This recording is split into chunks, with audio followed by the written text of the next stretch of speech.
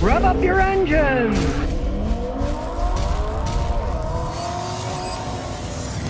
Well, the Canadians are certainly reeling at some of these ideas of tariff. For example, the Windsor assembly plant in Windsor, Ontario, just across the river from Detroit, has shut down, and thousands of Stellantis workers are now out of work for a while. Now, as I said, this is a very complex set of events, right? Because Stellantis, of course, they were talking about pulling a lot of stuff out of North America because they're not making any money here. And then they promised, we're going to invest in the United States, and blah, blah, blah. You know, it's all talk.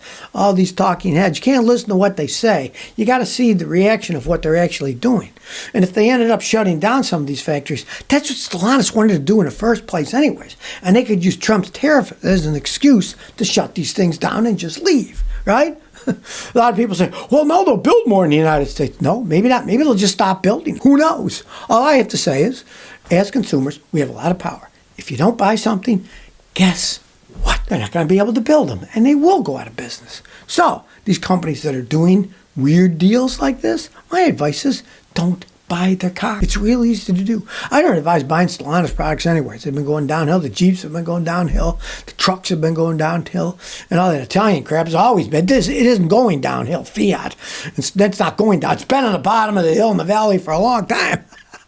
But all this interaction is creating a giant mess that most people couldn't really forecast. And when it comes down to it, nobody knows if the stuff is even going to exist 6 months from now. There might not even be any tariffs. Who knows? It's just like everything's being rattled. They're all confused. People are losing their jobs. We'll have to wait and see what happens when the dust settles. You know, these corporations, any excuse that they can make to try to get what they want, if they want to leave, they'll leave, right? They've already shut plants down all over the United States, Stellantis. They could use this as an excuse to leave permanently. It's a European company after all, right? They don't care about the United States. They don't care about Canada. They don't care about Europe. They should have just stayed by themselves, not bought Chrysler. But then again, Chrysler's bad shape. They took money any place they could find. Imagine, they were bailed out by Fiat, which is a terrible company itself.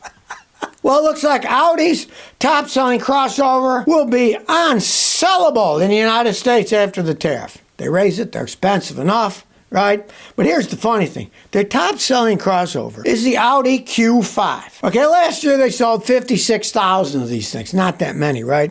But that was already 23% less than 2023. People are not buying these Audis. I mean, you ask anybody who understands cars. I read a whole article on it. It says, why would anybody buy an Audi today? What are they bringing to the market that other companies don't? And the real answer is just about nothing.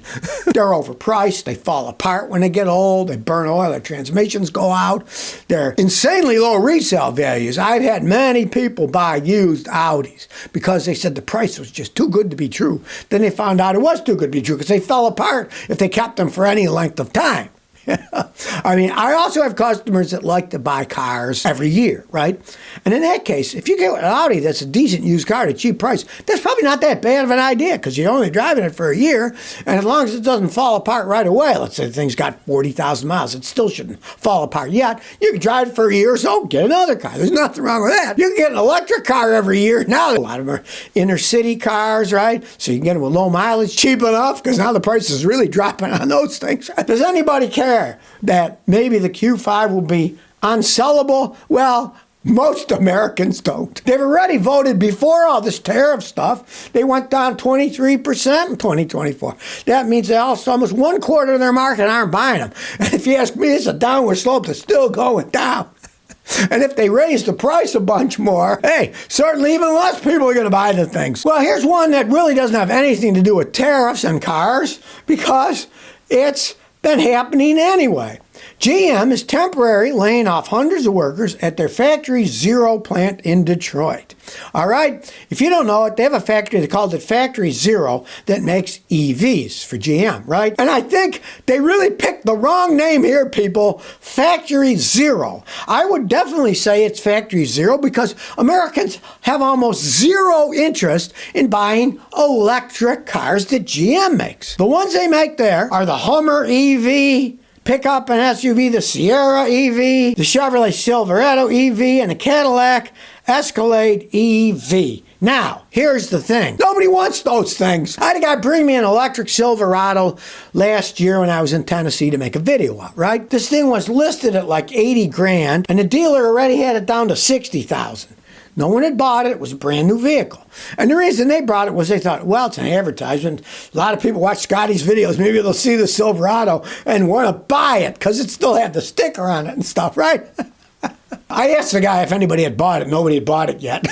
Nobody wants these electric giant monstrosities. The Hummer, the Silverado, outrageously expensive. Take forever to recharge them, right?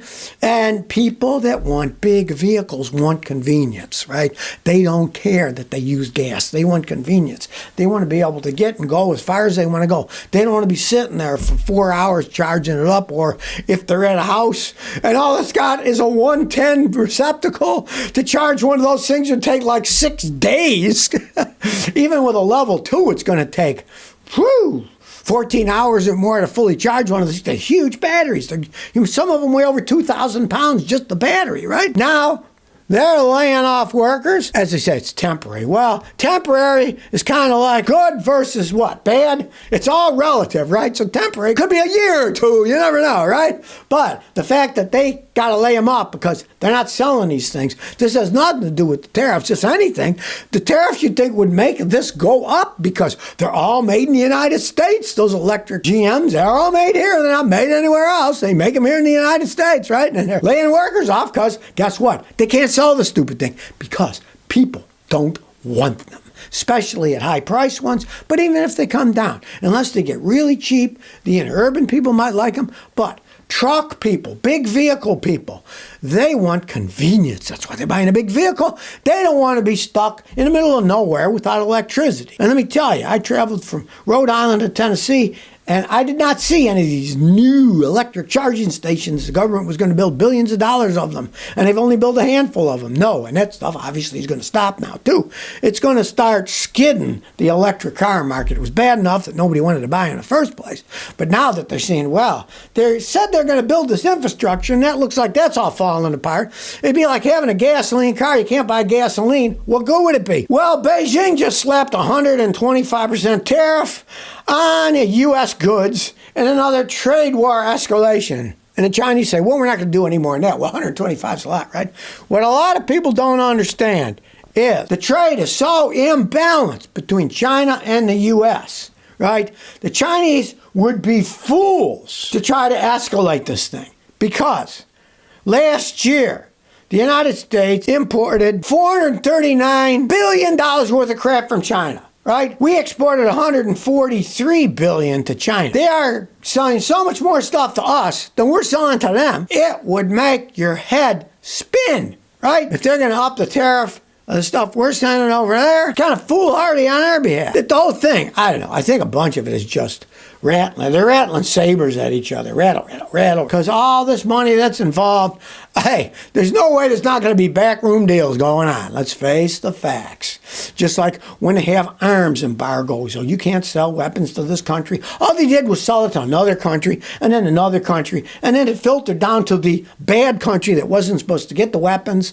They got them anyways. They had to pay a little bit more for them, but they got them anyway because, hey, they just shuffle the deck around, just like companies that are trying to avoid paying taxes, or the shell company here, shell company there. It'll go through a whole bunch of fine companies and finally ends up at some place in the Caribbean islands or something, right? So they don't have to pay any taxes in the United States or in England. The English do it too. I was on the British island of Tortola, and there's more corporations that are incorporated in Tortola, British corporations and stuff, than there are people. So you imagine. I think there's 20-something thousand people, and there's more than that corporations that are there, right? It's not each one of them those in a corporation. These are just tax dodges, right? And the same thing with tariffs.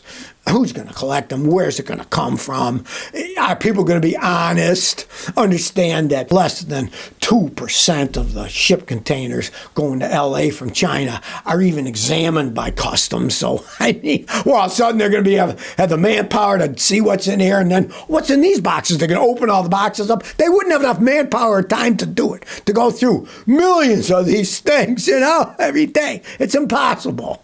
So, who knows what's going to come out of it, but it's making for lively times, that's for sure. Well, I've been warning people for a few years about Ford having problems. Well, here's a guy, Mr. Mamadou, sends me an email, and he explains his horrible situation with Ford. He said, I got a 2012 Ford F-250 for my plumbing business. At 74,000 miles, the engine started falling apart. Now, I can't afford a new diesel, so I paid Ford $19,000 for a new diesel engine. This was a remanufactured engine direct from Ford. He had it 1 week. Oil started spewing all over the place on the ground from this brand new remanufactured engine. I guess they don't remanufacture them like you used to either. And so they had to pull the transmission off. They had to fix the engine. It took them 2.5 months to fix it. Now that's absurd.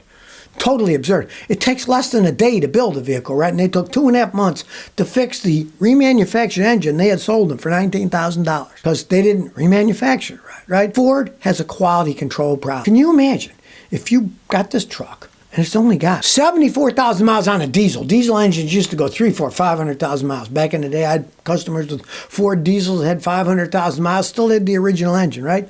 Well, this one went out at 74,000 miles. He had to pay $19,000 for a new engine. It leaked immediately, and it took him 2.5 months to fix it. And he said he got no apologies. They didn't reimburse him for lost work and stuff because he used it for work. So, hey, here's my solution to people having problems with Ford. Never buy one. And if you have one of your problems, never buy another one. And that fixes the problem for you. And eventually, if everybody does that, it'll fix the problem for Ford. They'll go out of business, and they won't be building any crappy vehicles anymore. You got to vote with your money. Gee, $19,000 for a rebuilt engine. It didn't even last a week, and then 2.5 months to get it back again and fixed. That just shows you they don't care about your people. So you know what you do? You don't care about them. Don't buy their products. Well, here's an interesting one I read. Chinese exporters are saying to be ditching shipments mid-voyage to avoid the tariffs. Because if you don't realize it, we get millions and millions ship containers from China. Hundreds of millions of those things every year. A lot of it's full of a lot of crap, right? And nobody's going to buy that crap if it costs 125% more than it cost before. The reason people are buying that crap is because it doesn't cost much. Yes, the quality often isn't there, but people take a chance with buying something cheap, especially if it's something they don't really care about. Paper plates for a party, whatever, right? A cheap toy, what the heck? We know how kids are. You buy them a toy, they're all excited. 2 weeks later, it's in the toy bin and they don't play with it anymore. So you might as well buy a cheap one, right? You don't want one that costs $500 made out of solid metal. They're going to stop playing with it anyways, right? But if the price goes up, and now they're claiming that some of these people with the ship containers are saying, companies, you can keep them. We don't even want them anymore. You can do whatever you want with them. What are they going to start dumping Chinese toys in the ocean? I don't know what they're going to start doing. But kind of a wacko situation. They claim they're in transit. Now, oh, gee, we don't know. Are we going to ship them? Are we not going to ship them? Oh, let's dump them because we can't make money on it. It reminds me of a simple thing that happened years ago when oil prices started fluctuating like mad. If you had a giant oil tanker full of oil, let's say you filled it up in Kuwait or wherever, by the time it made the United States, if the price had dropped, they're actually losing money delivering that oil because they paid X amount, and if the price dropped a bunch, by the time they made it to the United States, they'd lose money. Now, they're not going to dump the oil. It would make a giant mess. It's still worth money, right? But if they're losing money on a deal, it's not a good thing. And with all these ship containers coming over, and they're worried about they're going to lose money, hey, kind of an interesting scenario. Maybe, you'll meet someone in the street, hey, you want a whole container full of this or that or everything else? You never know. I found it fell off the back of a lorry. The English always said, where'd you get those new clothes? Oh, it fell off the back of a lorry. No, generally means somebody stole it, but let's face the facts. If these guys have ship containers full of stuff, and now they're just giving up and leaving them in mid-range wherever, maybe they'll end up with a bunch of hockey skates in northern Africa where they can't use them. I don't know. So if you never want to miss another one of my new car repair videos, remember to ring that bell.